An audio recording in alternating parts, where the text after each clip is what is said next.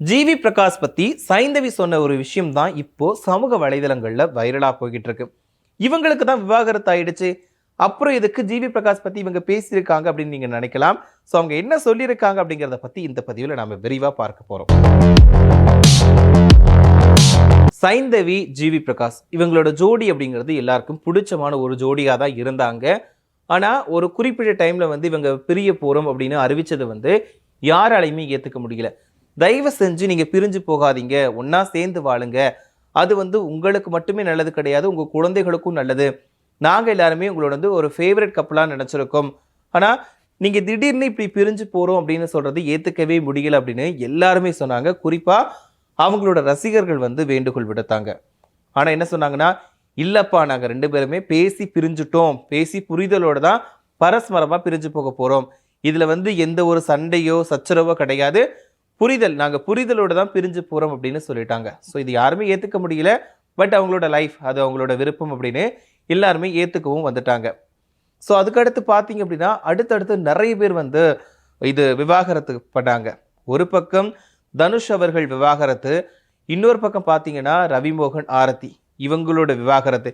இப்படி தமிழ் சினிமாவில் அடுத்தடுத்து விவாகரத்து சம்பவங்கள் நடந்துக்கிட்டு தான் இருந்துச்சு.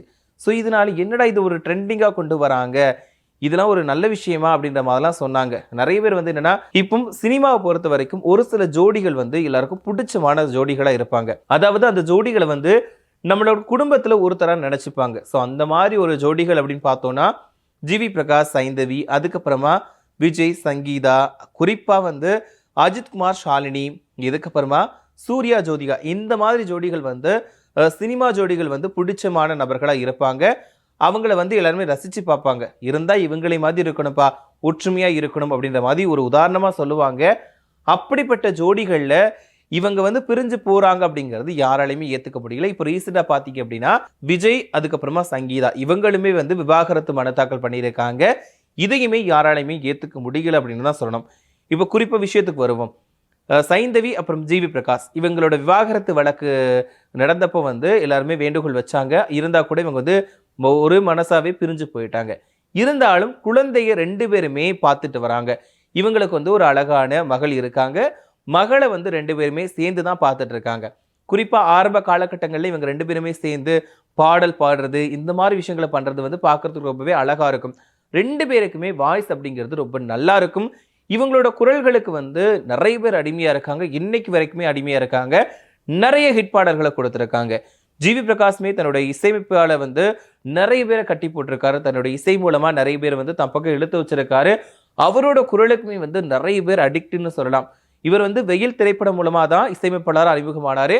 சின்ன வயசுலேயே இசையமைப்பாளர் அறிமுகமாயிட்டாரு. அதுக்கப்புறமா நிறைய வெற்றி படங்களை கொடுத்திருக்காரு. குறிப்பா சூரரை போற்று, அப்புறம் வாத்தி, இந்த மாதிரியான படங்களுக்கு இசையமைச்சு தேசிய விருதையுமே வாங்கியிருக்காரு. இன்னொரு பக்கம் சைந்தவி எடுத்துக்கிட்டீங்க அப்படின்னா அவங்களுமே எக்கச்சக்க பாடல்களை பாடியிருக்காங்க. மெலோடியா இருக்கட்டும், சோகமா இருக்கட்டும், எல்லா பாடல்களையும் பாடியிருக்காங்க. இவங்களோட வாய்ஸ்க்குமே நிறைய பேர் அடிக்டா இருக்காங்க. ஸோ இந்த மாதிரி நேரத்துல இவங்களோட ஜோடி, அதாவது இசை மூலமா சேர்ந்த ஜோடின்னு சொல்லலாம். ரெண்டு பேருமே பள்ளி பருவத்திலிருந்து காதலிச்சு குடும்பத்தோட சம்மதத்தோட தான் திருமணம் செஞ்சுக்கிட்டாங்க. ஸோ இதுக்கப்புறம் பிரிஞ்சு போறதுனால தான் எல்லாரும் வருத்தப்பட்டாங்க. அப்படி பிரிஞ்சு போனா கூட இந்த நேரத்திலையுமே மகளுக்களுக்காக ரெண்டு பேருமே பேசிக்கிட்டு தான் இருக்காங்க. ஸோ இது தொடர்பாக தான் சைந்தவி இப்போ ஒரு விஷயத்த பேசியிருக்காங்க. அதுதான் இப்போ சமூக வலைதளங்கள்ல ரொம்பவே வைரலா போய்கிட்டு இருக்கு. என்னன்னா, ஆரம்பத்துல பிரிஞ்சு போனதுக்கு அப்புறமா எல்லாரும் கேட்ட கேள்வி என்ன, மகள் இருக்காங்கல்ல, மகளை யார் பார்த்துப்பீங்க, அப்பா பார்த்துப்பாரா, அம்மா பார்த்துப்பாங்களா அப்படின்ற மாதிரியான கேள்விகளை எழுப்பினாங்க.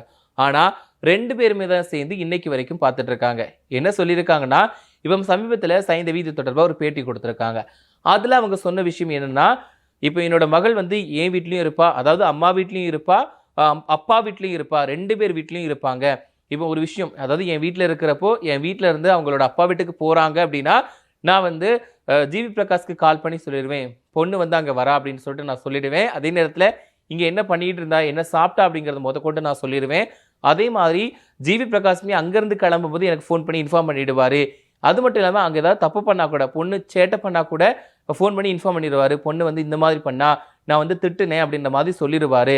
நான் வீட்டுக்கு என் பொண்ணு வந்ததுக்கு அப்புறமா நான் கேட்பேன், நீ வீட்டில் அப்பா வீட்டுக்கு போன உடனே இந்த மாதிரி சேட்டை பண்ணி அப்படிலாம் கேட்பேன். உடனே என் பொண்ணு சொல்லும், இது எப்படி நான் அங்கே பண்ண விஷயம் உனக்கு தெரியும் அப்படின்னு என் பொண்ணு என்னை பார்த்து கேட்கும். ஸோ அந்த அளவுக்கு தான் நாங்கள் இருக்கோம். அதாவது பொண்ணுக்காக நான் இன்னைக்கு வரைக்கும் நாங்கள் பேசிட்டு தான் இருக்கோம். அதாவது நாங்கள் பேசிக்கல்ட்டா பிரச்சனை வேற மாதிரி இருக்கும். அதை வந்து எங்கள் பொண்ணுக்கு வந்து நாங்கள் வர விட மாட்டோம். ஸோ இதனால தான் வந்து நாங்கள் பொண்ணை வந்து சேர்ந்து வளர்த்துட்டு இருக்கோம் அப்படின்ற மாதிரி ஒரு விஷயத்த சொல்லியிருக்காங்க. ஸோ இதனால வந்து ரசிகர்கள் என்ன நினைக்கிறாங்கன்னா, சே இப்படி ஒரு புரிதலோடு இருக்கீங்க, மகளுக்காக பேசிட்டு தானே இருக்கீங்க, அப்படி இருக்கப்போ நீங்க சேர்ந்து வாழ்ந்தா என்ன அப்படின்ற மாதிரியுமே கேட்குறாங்க. குறிப்பா ஒரு அந்த விவாகரத்தை அறிவிச்சதுக்கு அப்புறமா ஒரு நிகழ்ச்சியில பேசுறப்ப வந்து 2 பேரோட ஐ கான்டாக்ட் வந்து அப்படி ஒரு பியூர் லவ்வா இருந்துச்சு. சே இப்படிப்பட்ட ஒரு ஜோடி வந்து பிரிஞ்சு போறாங்களே அப்படின்னு நிறைய பேர் நொந்துக்கிட்டாங்க. ஏன்னா ஆரம்பத்தில் சொன்ன மாதிரி தன்னோட குடும்பத்தில் ஒருத்தராக தான் இப்படி ஒரு சினிமா பிரபலங்களை பொறுத்த வரைக்கும் தங்களோட குடும்பத்தில் ஒருத்தராக தான் ரசிகர்கள் வச்சு பார்ப்பாங்க. ஸோ அந்த மாதிரி தான் இவங்களோட விவாகரத்தை வந்து யாராலையும் ஏற்றுக்க முடியாத ஒரு விஷயமா இருந்துச்சு. இருந்தாலும் தன்னுடைய மகளுக்காக 2 பேருமே இன்னைக்கு வரைக்கும் பேசிட்டு தான் இருக்காங்க. அதாவது அப்பா வீட்லயும் மகள் இருக்காங்க, அம்மா வீட்லயுமே இருக்காங்க. 2 பேரும் வந்து மாத்தி மாத்தி வந்து இங்க இருந்து அங்க போனா வந்து இன்ஃபார்ம் பண்ணிடுறாங்க. அங்க ஏதாவது சேட்டை பண்ணா கூட இன்ஃபார்ம் பண்ணிடுறாங்க. இங்க ஏதாவது சேட்டை பண்ணா கூட சைந்தவி கால் பண்ணி இன்ஃபார்ம் பண்ணுவாங்களாம். ஸோ அந்த மாதிரி தான் 2 பேருமே மகளோட விஷயத்துல பார்த்து பார்த்து ஒவ்வொரு விஷயத்தையும் பண்ணிட்டு இருக்காங்க. ஸோ இதனால வந்து பிரச்சனை வராதுப்பா, நாங்கள் வந்து பேசிக்கல அப்படின்னா மட்டும்தான் பிரச்சனை வரும். அதாவது எங்களோட மகளுக்காக வந்து நாங்கள் பேசிக்கிறோம், பேசுறதுனால மட்டும்தான் இவ்வளோ விஷயத்தை நாங்கள் வந்து ரன் பண்ணிக்கிட்டு இருக்கோம் அப்படின்ற மாதிரி வந்து சைந்தவி சொல்லியிருக்காங்க. ஸோ இது வந்து பார்க்கறதுக்கு கொஞ்சம் நல்லா இருக்கு. சரி பரவாயில்லப்பா, பிரிஞ்சு போயிட்டா கூட மகளுக்காக பேசிட்டு இருக்காங்கல்ல, ஸோ அந்த ஒரு புரிதல் இருக்கு அப்படின்ற மாதிரிலாம் எல்லாரும் சொல்லிட்டு இருக்காங்க.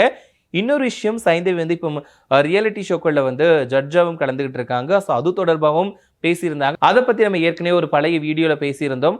ஸோ அதுவுமே என்னன்னா என்ன சொல்லியிருந்தாங்க அப்படின்னு பார்த்தீங்கன்னா, நான் ஆரம்பத்தில் வந்து இந்த ஒரு நிகழ்ச்சிக்கு வருது சரியா தப்பான்னு தெரியாமல் யோசிச்சுட்டு இருந்தேன்.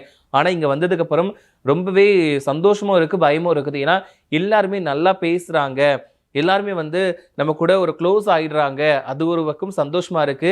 குறிப்பா அர்ச்சனா அவர்களை பத்தியும் பேசியிருந்தாங்க. அர்ச்சனால வந்து ரொம்பவே ஃபன் பண்ணுவாங்க, எங்களையுமே கலாய்ப்பாங்க. ஒரு டைம்ல வந்து எனக்கு காது குத்தணும் அப்படின்ற மாதிரிலாம் பேசியிருந்தாங்க. அதை நினைச்ச உடனே எனக்கு பயமா இருந்துச்சு.